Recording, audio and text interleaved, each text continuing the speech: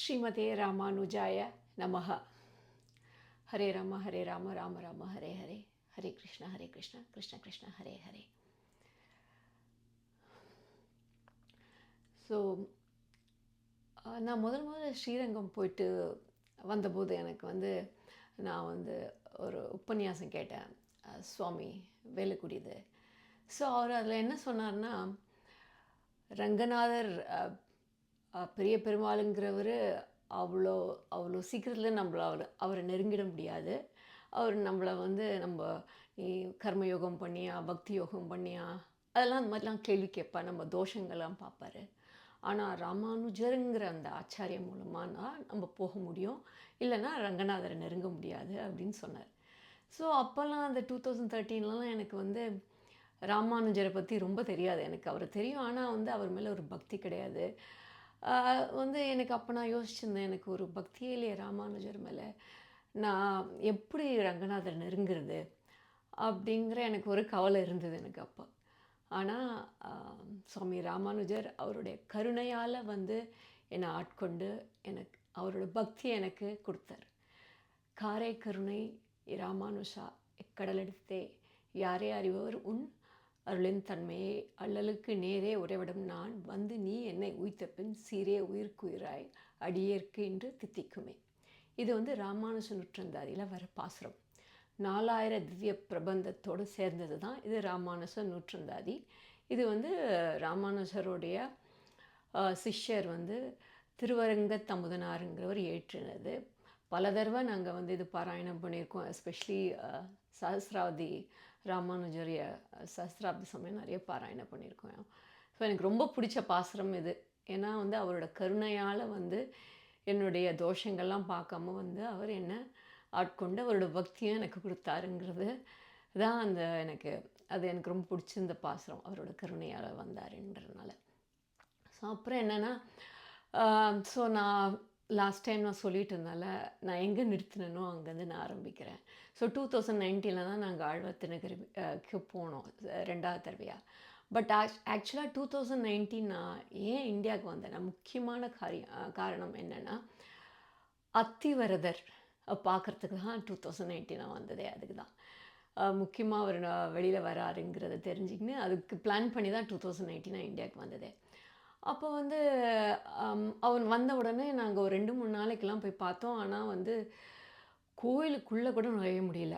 அப்படி ஒரு கஷ்டமாக இருந்தது எங்களுக்கு. வெளியில் வரத்துக்கே, கோயிலை சுற்றி வரவே முடியல. காருக்கு வரத்துக்கே ஒரு 2-3 மணி நேரம் சுற்றி எங்கெங்கெல்லாம் சுற்றி கொஞ்சம் டிஃபிகல்ட் எக்ஸ்பீரியன்ஸாக தான் இருந்தது. ஸோ பார்க்கவே முடியல அந்த முதல் தடவை. அதுக்கப்புறம் என்ன பண்ணோம், சரி நாங்கள் இப்போ யாத்திரையெல்லாம் சவுத்தெல்லாம் போயிட்டு வரலாம், ஸ்ரீரங்கம், மதுரை, ஆழ்வார்த்திருநகரி அங்கெல்லாம் போயிட்டு முடிச்சுட்டு திருப்பி ஊருக்கு போகிறதுக்கு முன்னாடியே போகலான்ட்டு டிசைட் பண்ணிட்டோம். ஸோ நாங்கள் ஆழ்வார்த்திருநகரி போனோம். நான் போன தடவை நான் எங்கே சொல்லிட்டு இருந்தேன்னா, நாங்கள் அந்த ஒரு லேடி ஒருத்தங்க எங்களை உடையவர் ராமானுஜர் கோயிலுக்கு போங்க, அங்கே ஜியர் இருக்கார், அங்கே நீங்கள் போனீங்கன்னா ஜியர் உங்ககிட்ட பேசுவாருன்றது அவர் எங்களுக்கு சொன்னாங்க. ஸோ நாங்கள் கோயிலுக்கு போனோம், ராமானுஜர் கோயிலுக்கு போனோம். ஸோ நாங்கள் முதல்ல கோயில் உள்ள என்ட்ரான உடனே நான் முதல்ல பார்த்தது சுவாமி ஜியர் நின்றுட்டுருந்தார், எம்பெருமானார் ஜியர். ஸோ எனக்கு அவரை பார்க்கும்போதே எனக்கு ரொம்ப சந்தோஷமாக இருந்தது, எனக்கு ஒரு ஆச்சரியமாக இருந்தது எனக்கு. நான் அவர்கிட்ட கேட்டேன், உங்களுக்கு நான் நமஸ்காரம் இப்போ பண்ண முடியுமான்னுட்டு. அப்போ அவர் சொன்னார், நீங்கள் போய் தரிசனம் பண்ணிவிட்டு வாங்க ராமானுஜரெல்லாம், அதுக்கப்புறம் நான் இங்கே தான் இருப்பேன் இந்த மண்டபத்தில், நீங்கள் பண்ணிவிட்டு வாங்க அப்படின்ட்டு சொல்லிட்டார் எங்ககிட்ட. அப்புறம் நாங்கள் உள்ளே போய் ராமானுஜரோட தரிசனம்லாம் ஆச்சு. அந்த அர்ச்சகர் ரொம்ப அழகாக எங்களுக்கு எல்லாம் பூஜைலாம் பண்ணார். அதுவும் ராமானுஜரோட அந்த அங்கே இருக்கிற மூலவரே அப்படியே கம்பீரமாக இருப்பார், டர்பன்லாம் போட்டு அவ்வளோ அழகான ராமானுஜர் அவர். அப்புறம் பவிஷ்யதாச்சாரியா, அதானே நான் முக்கியமாக சொன்னது, பவிஷ்யதாச்சாரியார், ராமானுஜரோட பவிஷ்யதாச்சாரியார் மூர்த்தியை பார்க்கணுன்னு சொல்லிட்டு தானே போனது. ஸோ அவரும் ரொம்ப அழகாக இருந்தார், எல்லாம் ரொம்ப அழகாக தரிசனம் கிடச்சி நாங்கள் வந்தோம்.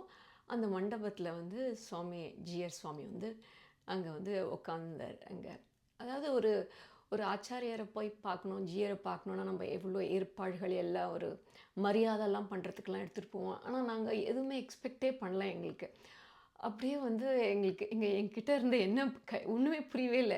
இருந்த பழத்தெல்லாம் வச்சு அவர்கிட்ட மரியாதை பண்ணோம் அவருக்கு.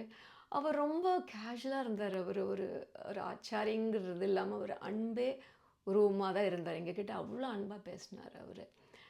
எங்கேருந்து வரீங்க? என்ன ஏது? எல்லாம் எங்கள பத்தி எல்லாம் கேட்டாரு. நானு, என்னுடைய 2வது பையன், அப்புறம் மெட்ராஸ்லேருந்து 2 ஃபேமிலி என்னோட ஃபேமிலிலலாம் வந்திருந்தோங்க அங்க. ஸோ என் பையன்கிட்ட கூட வந்து என்ன பண்ற? அட்வைஸ்லாம் குடுத்தாரு. என்ன ஆச்சரியம்னா, நாங்க வந்து அம் ஆழ்வார் திருநகரி சுத்தி இருக்க எல்லா நவதிருப்பதிக்கெல்லாம் போயிட்டு வந்துருந்ததுனால, இங்க வந்து நெறைய வந்து கேள்விகள்லாம் கேட்டுட்டு வந்தான் என்னோட பையன். அவன் ஒரு முன்னாடி ஒரு கோயில்ல கேட்ட கேள்விக்கு, அவர் வந்து பதில் சொன்னார். ரொம்ப அழகா அவனுக்கு பதில் சொன்னாரு. அம் ஒரு ஒரு இதுவே இல்லாம அவர் எங்ககிட்ட ஆச்சரியமா இருந்த ஒரு ஒரு ஆனந்த ஒரு பரவசமா இருந்தது எங்களுக்கு. அவரோட சந்நிதியில நிக்கிறதுக்கு எங்களுக்கு. அ அப்புறம் வந்து என்ன பண்ணோம், நாங்க எல்லாம் அப்புறம் வந்து என்ன பண்ணோம் நாங்க, அம் அவருக்கெல்லாம் நமஸ்காரம் பண்ணோம். ஒரு அக்ஷதையால எங்களுக்கு வந்து ஆசீர்வாதம் பண்ணாரு. அது வந்து எனக்கு ரொம்ப ஆச்சரியம். இந்த மாரி நெனச்சு பார்க்காத அளவுக்கு ஜீயர்கிட்ட வந்து ஒரு ஆசீர்வாதம் வாங்கணுமேன்றது ஒரு பெரிய வந்து ராமானுஜரே எனக்கு அமைச்சு குடுத்த ஒரு பெரிய ஒரு அ வாய்ப்பா இருந்தது. நான் நெனச்சு பார்க்க முடியாதது. அப்புறம் என்னாச்சு, நாங்க எல்லாம் முடிச்சுட்டு வந்து வெளியில வந்தோம் நாங்க. வெளியில கோவிலுக்கு வெளியில வந்து ஃபோட்டோலாம் எடுத்திருந்தோம். நின்னு ஃபோட்டோ எடுத்திருந்தோம். அப்ப என்ன பண்ணாரு, சுவாமியும் வந்து ஜிஆர் சுவாமியும் வந்து அங்க வாசல் கிட்ட நின்னுட்டு இருந்தார். கோவில் வாசல் கிட்ட. அப்ப எங்கள பார்த்துட்டே இருந்தார். அப்ப திடீர்னு என்ன கை காமிச்சு என்ன கூப்பிட்டாரு. நான் போனேன் நான். அப்போ சொன்னாரு இருக்க சொல்லிட்டு, உள்ள வந்து மடத்துக்குள்ள போயி, ஒரு அழகான ராமானுஜர் படம் எடுத்துட்டு வந்து எனக்கு குடுத்தாரு. என் வாழ்க்கையில வந்து அப்படியே வந்து ஒரு பெரிய பொக்கிஷம் அந்த ராமானுஜர் படம் எனக்கு அவர் குடுத்தது. அவர் வந்து வெறும் ஒரு ஒரு படத்த குடுத்தாருன்னு எனக்கு தோணல. அது வந்து ராமானுஜரையே என்கிட்ட குடுத்தாருங்கிற அந்த ஒரு அ ஒரு எண்ணம் தான் எனக்கு வந்தது. அதுதான் எனக்கு தோணுச்சு அவரு. தேஜோமயமான ஒரு ரூபத்தில இருந்தார் ராமானுஜரு.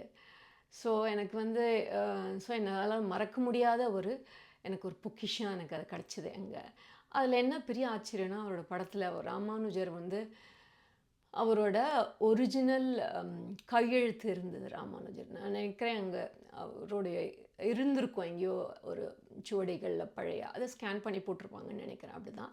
ஏன்னா அது சஹஸ்ராப்தி கோஸ்டருமே அவங்க வந்து அந்த படம் பண்ணியிருக்காங்க. ரொம்ப அழகான படம். ஸோ நான் அவர் எடுத்துட்டு வந்து இங்க வந்து ஃப்ரேம்லாம் பண்ணி நான் வந்து பூஜை பண்ணிட்டுருக்கேன். ஸோ இன்னைக்கும் வந்து எனக்கு வந்து ராமானுஜர்கிட்ட இருந்து கைடன்ஸ் வந்துட்டுருக்கு.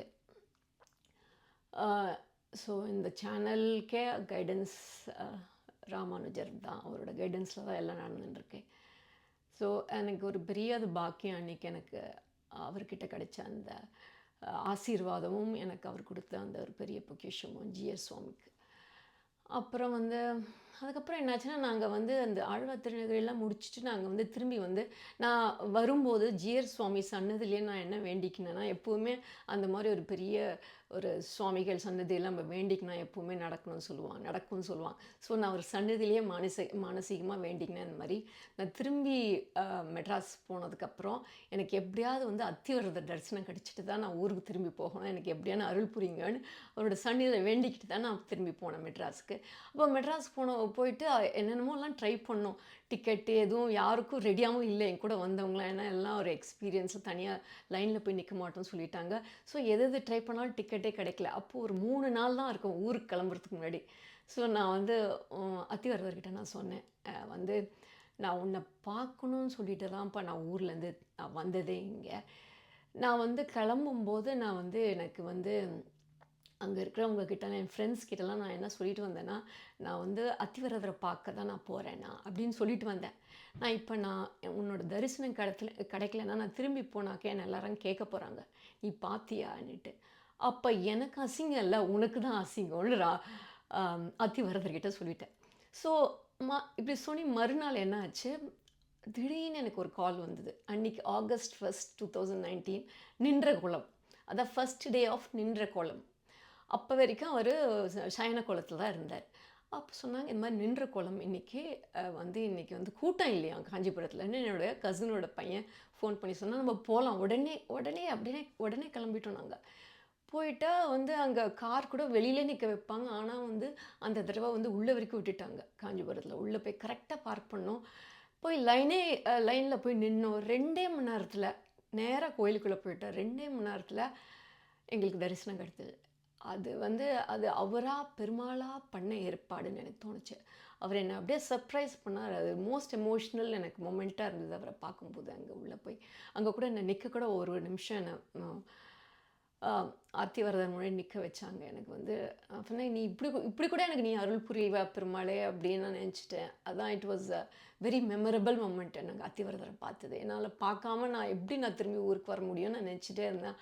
ஆனால் அவரே ஏற்பாடு பண்ணி எனக்கு எல்லாம் அவர் வந்து அழகாக கஷ்டம் எல்லாமே எங்களை உள்ளே கொண்டு போய் எங்களுக்கு அந்த தரிசனத்தை அத்திவரதர் கொடுத்தாரு.